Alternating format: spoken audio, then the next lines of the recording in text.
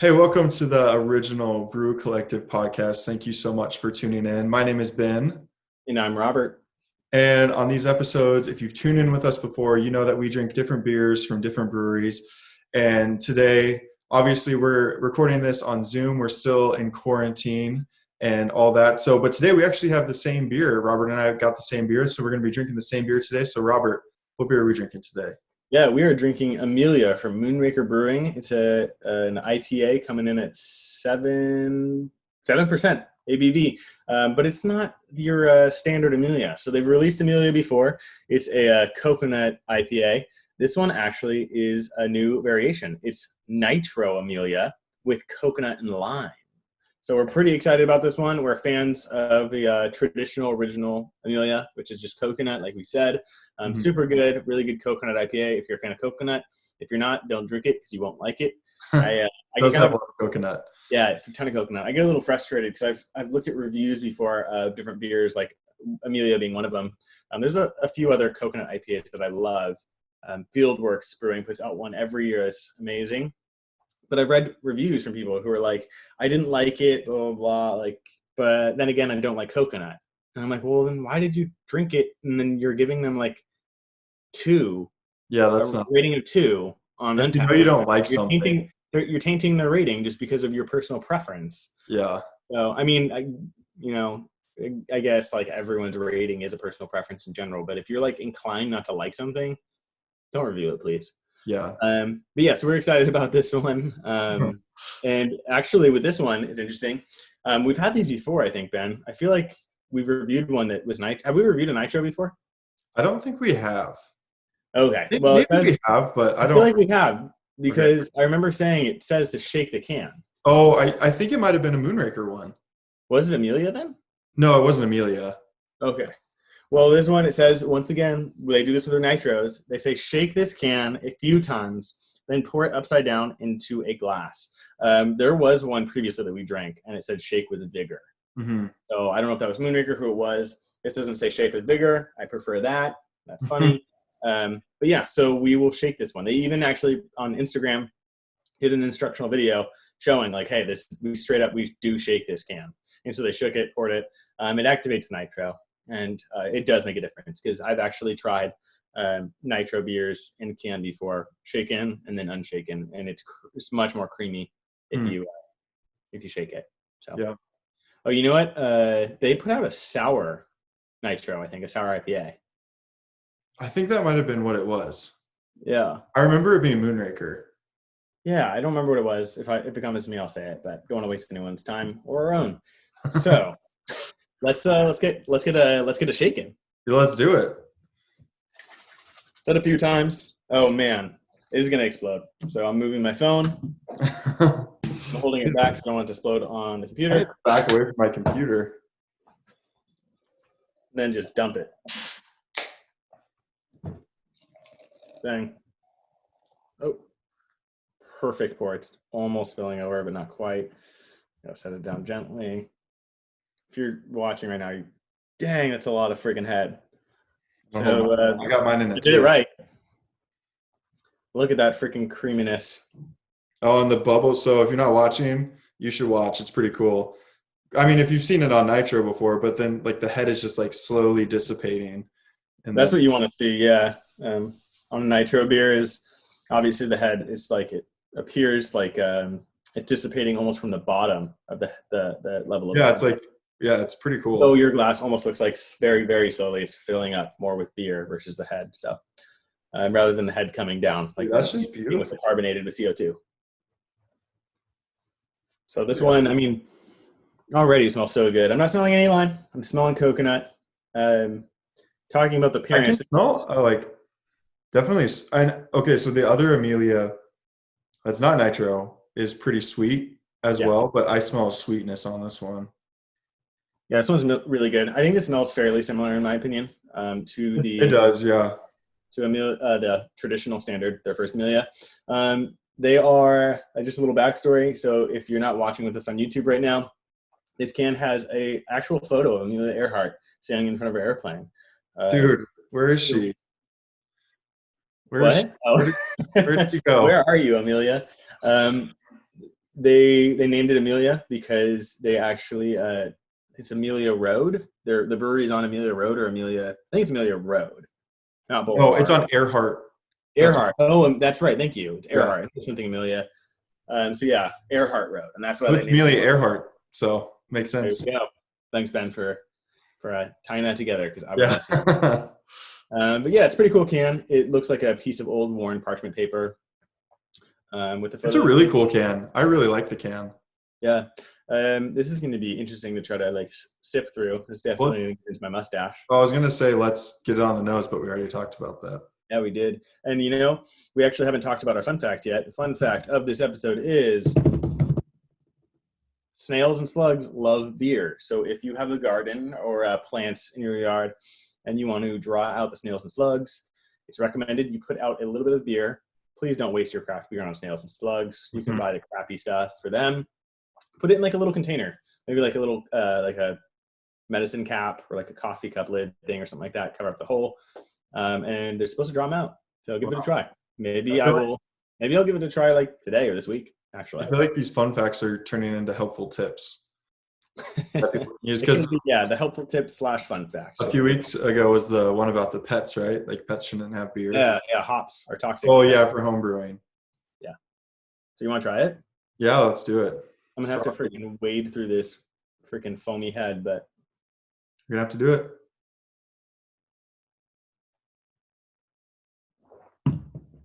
Look at that. Right, like entire mustache was just dripping. So this is really good. Definitely the mouthfeel is very creamy on it. You kind of expect that with nitro, like nitro beer, nitro coffee. It's very creamy. Yeah, that's the purpose of that nitro.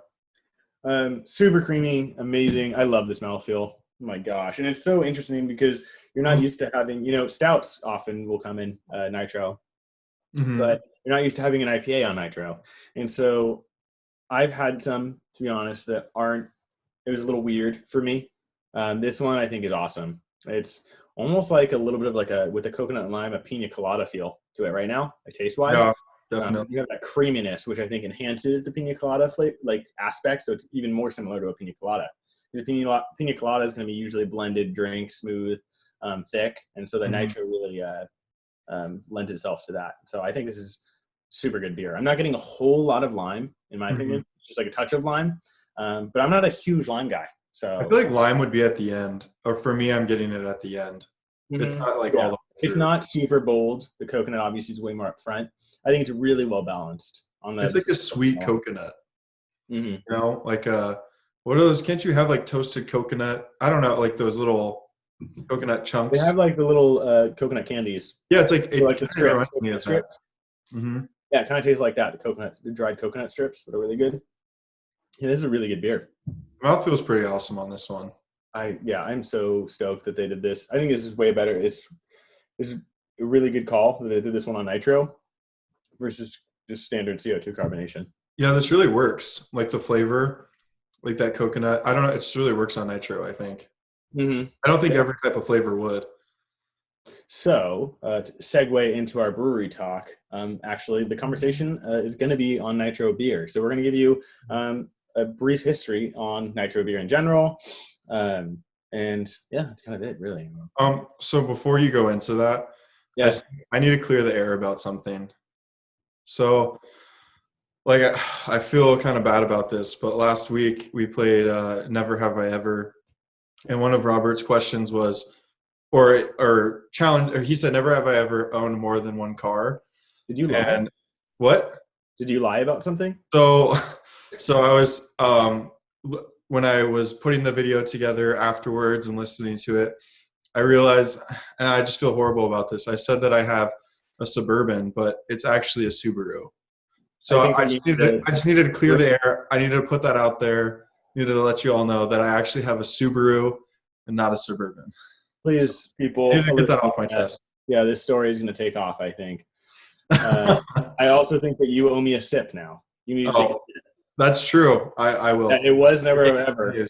So you had to take sips last week. So take a sip. Thank you. One of the most embarrassing things that's ever happened to me, and we can get into brew, it was like pretty embarrassing. But I called. We had just moved to Washington, and I called.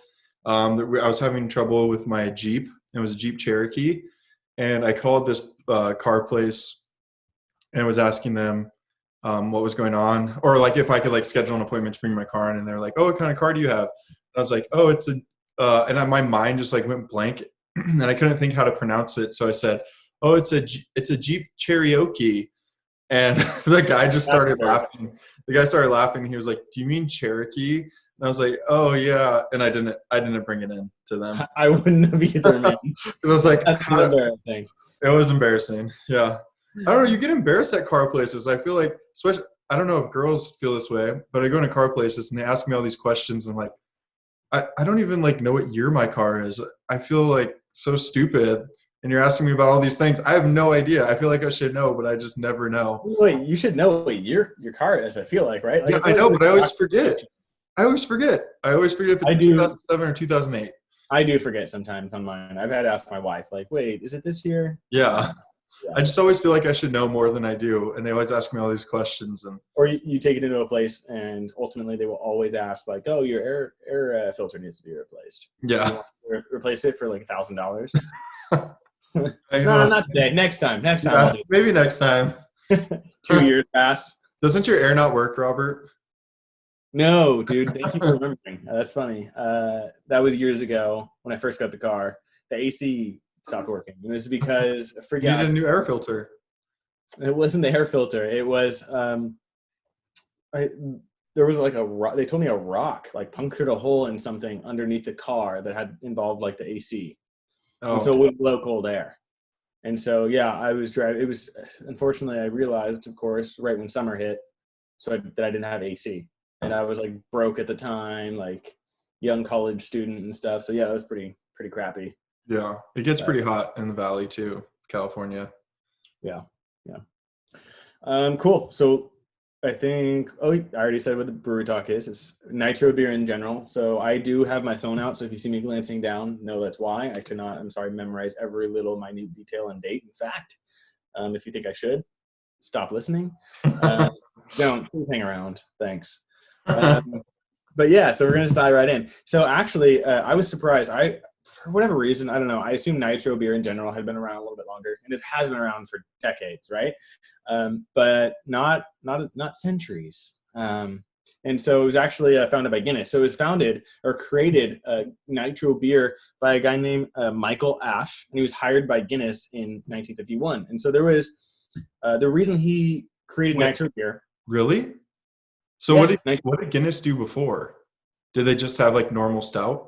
Perfect question, Ben. And so what they did was they would do carbonation, but pubs would have two different casks, at least two different casks, and one was low carb, one was high carb. And so they would do one and fill your glass halfway, and then do the other. And I'm pretty sure, I may be wrong on this one, I'm pretty sure it was they would do the low carb, and then the high carb. It could have been vice versa. But they would do one before the other. And so every beer pour took at least 1 minute. And so it was taking forever, right? You had to get the glass or anything like that, do the pour. And so if you have tons of thirsty people hopping into your pub and you're taking a minute a glass, that's taking way too long to pour a beer. Mm-hmm. I think everyone's probably experienced like someone who doesn't know how to pour a beer properly, or their system isn't properly set up when you go out. And so you're at a bar or somewhere and you ask for a certain beer and then it's like straight nothing but head coming out poorly. There's multiple reasons why that could actually happen. But I've had it where I've had to sit there for a while because they were waiting for it to like start pouring properly. But yeah, and so that's what they used to have to do. And so that had gone on for like hundreds of years. I know that had gone on for hundreds of years. And I'll tell you why I know that. And so he was a mathematician. I don't think I said that. So Michael Ash was a mathematician. They hired him in 1951. And then he identified that problem, or was aware of that problem, and wanted to find a solution. And so he knew that nitrogen would be the solution to carbonate. And so beer, as everyone's probably aware, just to kind of give you CO2 versus nitro beer. CO2 gives the bubbles grow and grow as they come up the beer when they're like from the bottom of the glass to the top. And they're actually, beer is naturally carbonated when you brew it. If you're a home brewer, you do know though that we do what's called forced carbonation, and so because that natural carbonation is very minimal, and so we force carbonate beers to get more carbonation to that level that we're used to today. But nitro beers actually give you, the bubbles stay there, they stay really dense on that head that we're seeing. Let's see, I'll pour a little more on that head that we saw when we first poured this beer. Tiny, dense little bubbles, and they stay like that. They don't grow, and so that's what gives us that really rich, creamy mouthfeel in the nitro beers. And so, so they had this problem, and he saw the solution was to make them with nitro. And the issue was that they didn't have any kegs that could support that. So he actually teamed up with keg manufacturers, and they had to design a specific keg for this, or a specific type of keg. Yeah. And so in 1959, they were able to produce this keg, start pushing it out to the pubs, which was perfect because it was right. Guinness was in a hurry. It was right in time for their 200th anniversary. So they were able to push this out to all the pubs, and that's kind of like how Nitro started. Was that issue was going on. This mathematician, Michael Ash, was hired by Guinness, solved it. So they're really on the forefront of nitro beers, which was super cool. And that from there, that point on, I mean, it really changed the history of beer, really, especially with Guinness.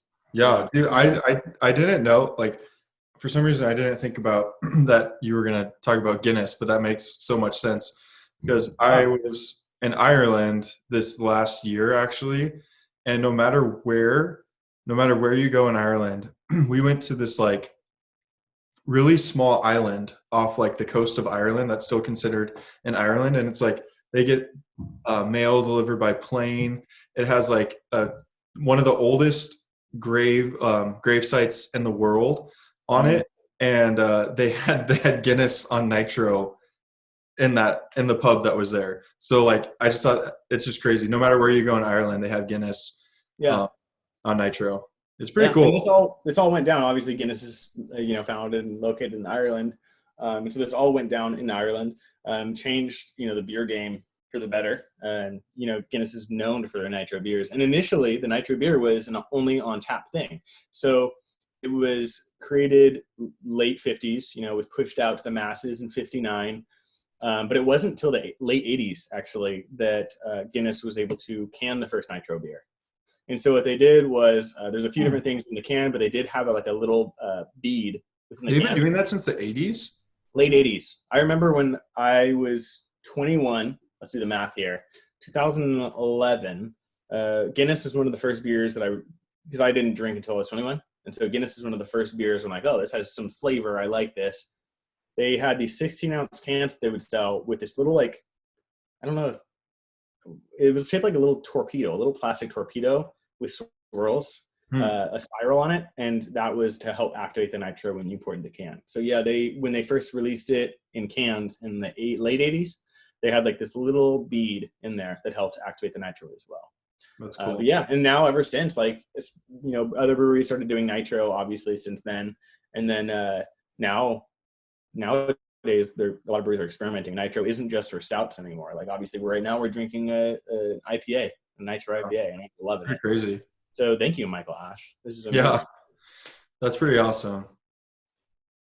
He said the issue, he actually passed not too long ago, but he said the issue was not, he said nitro was obvious to him. He said that wasn't the issue. The issue was, to solve the problem, was creating a keg that could do it. And so that was the whole, I think where his whole mathematician degree came in, I suppose, was figuring out how to do it and how everything needed to work and working with the manufacturer. So it was really cool reading it. I didn't know that Guinness was the first brewery to do nitro. I didn't know that. So, just because that's what they're known for.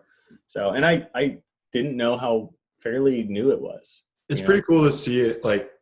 When I first went to Ireland, I went to Ireland for my honeymoon, and I didn't drink a ton when I was on my honeymoon. But then what's that? What a bummer. I know, right? Well, because I got married. I had turned 21 when we landed in Ireland on my honeymoon, and I hadn't really drinking before that, so I just wasn't. I don't know. I wasn't really. That's not what I was looking to do. Yeah. We were there. But when I was there this last time, that is what I was looking to do. So we, but like every pub that we went to, like I said, it's pretty cool to watch it actually just be poured. If you've ever seen Guinness or any nitro beer be poured, it's pretty cool to watch because, I mean, kind of how we did it, like the bubbles, they're all the way through the whole glass, and then like you just watch it like fill up, like the bubbles dissipate, and then the beer is like filling the rest of the glass. Yeah, it's pretty cool. Yeah.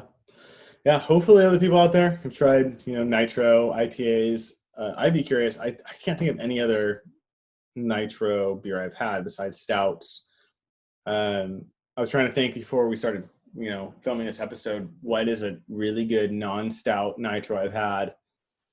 And I knew that Moonraker had put out one, and I think it is I think I really did enjoy the nitro sour that they dropped.